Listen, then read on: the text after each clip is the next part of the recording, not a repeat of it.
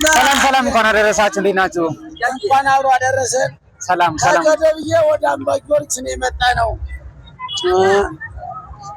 እንዴት ናችሁ? ሰላም ናችሁ? እኛ ባህላችን አንረሳም። ባህልን ያለ መርሳት ነው የመጣ ነው። ስንመጣ ደግሞ ብዙ ታሪክ ይዘን ዳቦ ቆሎ ይዘን ድፎ ዳቦ ይዘን ይመጣል። እውነት ነው። ዳቦ ቆሎ ከፈለጋችሁ አፈለካውን ቁጭ አድርግ ያሳያል።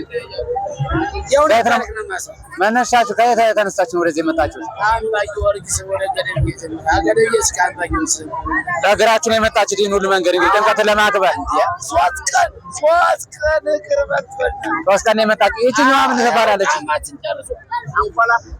ይችኛዋ ምን ትባላለች? አንቆላ ትባላለች። ይችኛዋ እቺ ምንድን ነው የያዘችው? ከዚህ ጋር ዳቦ ቆሎ ነው የያዘችው። ስንቅ ነች። ቆሎ ምሻሽ ወይም አገልግል ትባላለች። ዳቦ ቆሎ ነው። አገልግል ነች። እንየው ካላቸው እንየው መታየት ይቻላል ከሆነ ይታያል። ላሳያችሁን። አይ ምንም ችግር የለም። እናምናለን። ኧረ እናምናለን። ምንም ችግር የለም። ምንም ችግር የለም። ምንም ችግር የለም። በሽታው አውቀነዋል። በሽታው ብቻ አውቀነዋል። በሽታው አውቀነዋል።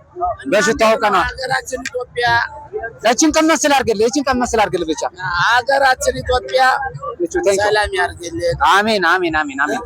መልካም በዓል ብያለሁ። እናመሰግናለን።